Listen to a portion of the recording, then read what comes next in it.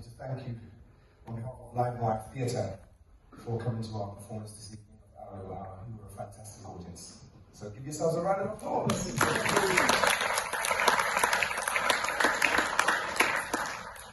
Now, being an actor, I've worked and had the privilege to meet a lot of important and famous people, and also I've had the opportunity to interview a few famous people as well, because I also have a radio show in London. But never have I had the opportunity to meet a man of such high rank in his field, one of the first men of colour, I believe, to be a brigadier in the British Army. Ladies and gentlemen, it is my privilege and honour to introduce to you Mr. Karl Harris, CBE.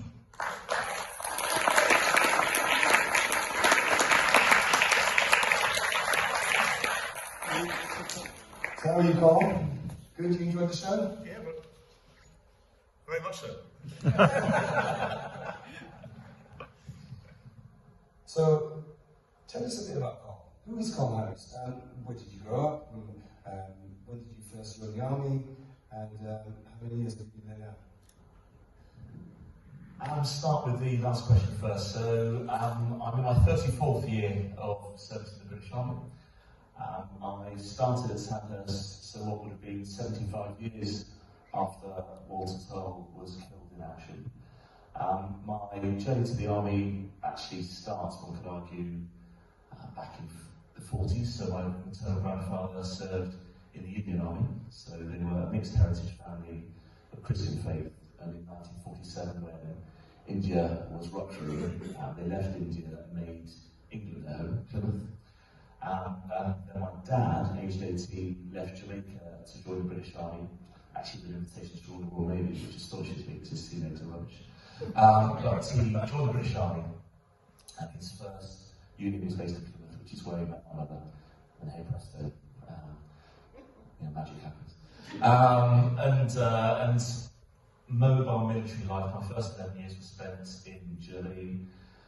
We then bounced up to the Outer Hebrides, a couple of places in Plymouth, and so as a consequence went to 5 different secondary schools. And because that was my military life, and A-levels come, and then opportunities present themselves, and so I went to the Army Sixth Form College, Welbeck College, and you blink, and 36 years later, here we are. And of course, you don't look a day over 35. So thank you. So it's an Indian and Jamaican blood. Okay, heritage, that's fantastic. So for those who don't know, what is a brigadier in the army? How many years would it take you to become a brigadier? And what is the role of a brigadier in the army?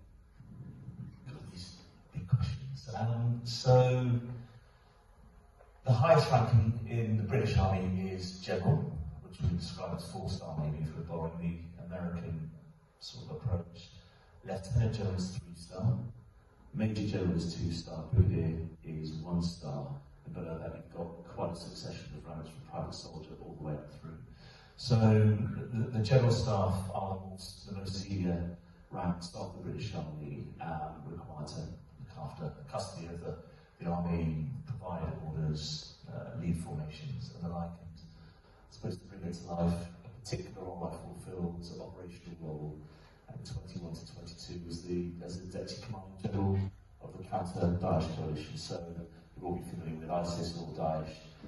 Still plenty of that going on in the Middle East, even more turbulent now, dare I say it. So it was a year dealing with the residual threat posed by Daesh in Iraq and Syria. Okay, absolutely fantastic. So in terms of the play what you just saw, which I was performing in, obviously, how significant do you think Walter Toll was and is now to the military? And do you think there was any change, or did he change any attitude or influence any movements in the army? So, to be frank, rather like school, rather like secondary education, within the military, our national story has not been told as fully as it might have been. So I didn't really know of Walter Toll until about 10, 15 years ago, and only in passing. I think the centenary of World War I raised awareness. But what I would say about tonight in particular, so whilst I've read some books, I've read some articles, looked at things online, that's still very abstract, quite distant. Tonight was the first time, and huge credit to the brilliant acting of the three of you, with all of your accents, it's astonishing. But it was the first time for me, it felt Reidman. It felt about a real person, a real story, real lives led, real tragedies, and real difficulties overcome. It was phenomenal. So Walter Tull's story is much more present in the military than I'm studying now, and as brother officer in the audience there, Alex as well, than it was, and I think that will increase. And just as an aside, in 2020, when the Army Multicultural Network felt that the senior leadership of the British Army needed to be made aware of, frankly, how we felt they might do better amidst the global pandemic, the COVID disparities reports, and the murder of George Floyd, we wrote to them as an employee support group to say we think the Army ought to do better, and we think there's more that you can do. And that was under the moniker of Project Karl. And of course, you was one of the founder members of the Multicultural Network in the Army, wasn't you? That's correct, yes. I founded it in 2015. Great. Fantastic. So, the question which a lot of people are thinking, if I'm going to ask or not, and yes, I am going to go there. So, Walter experienced a lot of racism during his time in the Army and playing football. Would you like to share any stories of yours on what you've experienced? Yeah, gladly so. Not to be peculiar, but to be honest. So, when you grow up in any environment, that's your normal, isn't it? And I would reflect that it's easy, it's natural to internalise it because that is your normal. And it's only when you're taken out of your normal into other environments that you're able to benchmark your experience against others, or when educated to benchmark your experience against what it is that you've come to know. So within the military family, which I describe sincerely as a military family, like all families, there are flaws, there are ups and there are downs, but that's your normal family. It was 2015, where in setting up the network, where I thought, do you know what, I see an army that is trying to get better, but doesn't necessarily have the smarts to get better, and it needs people like us to be able to speak truth to power, to also present role models to inspire other people. And then tracing back through the years, there were various experiences that, if they were to happen today, would not be tolerated at all. And for example, flippant remarks, bring out the company statement as a skit, and you have this feeling of, people laughing at you rather than laughing with you. You're joining a college, and whilst everybody's invited to introduce themselves, go on, Karl, go on, rap about yourself, and little did they know, I couldn't rap. Astonishing. If they asked me to moonwalk, I would have been all in, but to rap was just not going to happen. And other things, some more serious, some just daft. But to be honest with you, I never felt lesser.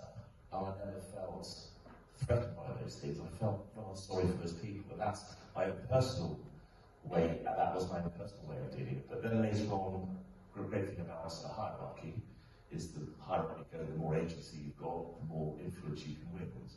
Is then realising it's just not tolerable, and so you can call it out. And what I would observe now, this is not a hard sell, just being frank and honest with you, is the ability now for the most junior soldiers to speak truth to the most senior officers is quite astonishing. And we had a multicultural network conference in November, and the first question came from the floor at the end of the day was a direct challenge from a senior non-commissioned officer to the Chief of the General Staff to say, sir, in essence, you've got to close the say-do gap, and this isn't going to change unless you personally lead it. Now, hands up, anybody who's served? No, one serving. Any veterans? No, I know there's one sapper, don't be shy. Can you imagine a senior NCO standing up in front of 300-400 other people and saying to the Chief of General Staff, boss, you've got to own this. No. No. So things have changed, and things will continue to change, and they need to. So you were awarded a CBE, and when was that? That was in 2022. Okay. So congratulations on receiving that. So what does the day in the life for Karl, Brigadier Karl Harris look like? You know, what are you up to these days? So my day job is as director of the British Army's Land Command Staff College, which is responsible for the professional military education for about 1,800 British Army and Marines officers at the first stage of their career. So let's say 4 years of service up to anything ranging from 10 to 20 years of service. And this perhaps is a good example of what is often not known is armies, if they want to be successful, have to invest a lot in training their people, but also educating their people. So we run courses residential courses ranging from 2 weeks to 26 weeks. People are taken away from delivery, and their only job is to get better at their job, to learn about themselves, learn about their profession. So it is one of the most fulfilling jobs that I've done in 33 plus years, because it's all about growth. It's about the culture of the institution. It's about helping people to be better leaders, better people, be better at their craft, which is phenomenal. So that's the day job. The side hustle, which consumes a reasonable proportion of the time, is working with the Army Multicultural Network, with the Chief of General Staff, with the 3-star Army Race Champion, to help the Army accelerate its progress. So we have a race action plan that needs some work to turn it into a resource, meaningful thing that will bring about the change that this nation wants, this Army wants, and all of our people deserve. And a bunch of initiatives, which I'll share if that's helpful. But it's about informing, inspiring, and empowering our people for the Army to fulfil its potential, for them to do so. And when we set up the Multicultural Network, a bit of a bumper sticker we offered was it was the topic of conversation, it wasn't the qualification. You could be from an ethnic majority if you care about the implications of race, heritage, and identity to help your people do better. You're in. Welcome to the team. So that's what the sort of side hustle side of things. I'm the chair of Army Snowboarding. So you get to go and do really cool stuff as well. So no shortage of things to do. Fantastic. And that brings me on to my next question. What advice would you give to any young male or female who wants to get to the top of their profession? You know, whether it be the army, in sports, in snowboarding, as you just mentioned, in accounts, in business, in theatre. You know, what advice would you give to them? You know, what is your drive? What would you say to them in order to achieve what they want to achieve? If anybody's aspiring to be a snowboarder, don't remotely come anywhere near anything that I do, because it's disastrous every single time. For young people today, without wishing to patronise them, back yourselves. I would, I've been married now 20 years. Our eldest daughter's 24, middle child daughter's 22, and our youngest, Leo, is 18. They're fine, they're sound, they're doing well, they're good people, good humans. But I think we're all pretty overstimulated by lots of dreary data and lots of dreary stories. It's just doom scrolling. And it's lots of reasons why maybe youth isn't good enough for this or good enough for that, which, in my humble opinion, is absolute nonsense. I think time immemorial, the older generation have been telling the younger generation how much harder it was back in the day and that they need to do that. It's just a bit dreary, but I think it's outside now. So the world is a challenging place, and the world doesn't necessarily owe anybody anything, less perhaps for a fair crack at things. For the youngsters, I'll say back yourself, but also don't expect the world to hand you opportunities on a plate. Go get them. Get after them. Be willing to fail. Get up. Go again. Be willing to fail. Get up and go again. Develop that resilience. Be decent. Just as a rule. I know that shouldn't be normal, but be decent. In terms of the armed forces, because you'll probably ask about what about the armed forces? So I'll go there now. Many people who join the armed forces are seeking something. Sometimes they might not know what it is that they're seeking, but most times they're seeking opportunity, seeking adventure. It could be from a whole spectrum of circumstances. Maybe somebody's wanting to better themselves because times have been tricky. Maybe somebody's wanting a challenge because times have been easy. Who knows? But whatever your background, whatever your circumstances, enjoy the opportunity to challenge, to be challenged, to grow, whether that's in education or that's developing personal resilience or communication skills or leadership skills or whatever. So my invitation to any young person out there who's thinking about serving in any capacity, you could serve in the National Health Service, you could serve in a charity, you might serve in the uniform services or serve in the British Army, is to do your research, have a look, because there's an abundance of opportunity out there. It's worth doing the research, because you've lived 33 years later, you're here on a stage having walked towards it all.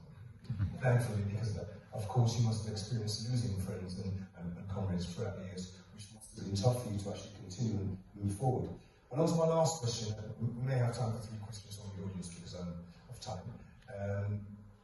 So your grandfather was in the Indian Army and your father was in the Jamaican Army.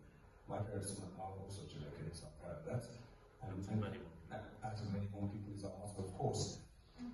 Apart from those 2 gentlemen, do you have a role model? I'm going to go for a gratuitous name drop, but it's a role model, I think a role model for many people, but it's the late great Karl. So, growing up in the service army as described, and particularly when Gulf War I happened in 91, he was the chairman of George Hughes, so very public profile and celebrated for his accomplishments as a man of colour, right at the very top of his profession in that army, especially with that nation's complex history. But he, 91, I was 17 at the time, so he's a rather distant figure. But I had the privilege of meeting him in 1998 when I was commanding the Army's ethnic minorities recruiting team. He was a man with tremendous presence. But it was in 2018, so a century after Walter Toll's passing, 20 years after commanding the ethnic minorities recruiting team. And frankly, I wanted to secure him as a keynote speaker at our network conference. Strangely, he wasn't going to be in Tidmouth on the day of our conference. But we reached out to him and had a bit of an email to and fro, and he offered his time for free, his office was home for free. So I took a colleague over to Washington, DC, and spent about 2.5 hours with him. Now, he had no reason to entertain this random British officer who's reaching out because he's no shortage of people. But my goodness, despite his accomplishments in military uniform as a Secretary of State or in life, a more humble person with humility and generosity, with a desire to serve others you would not find.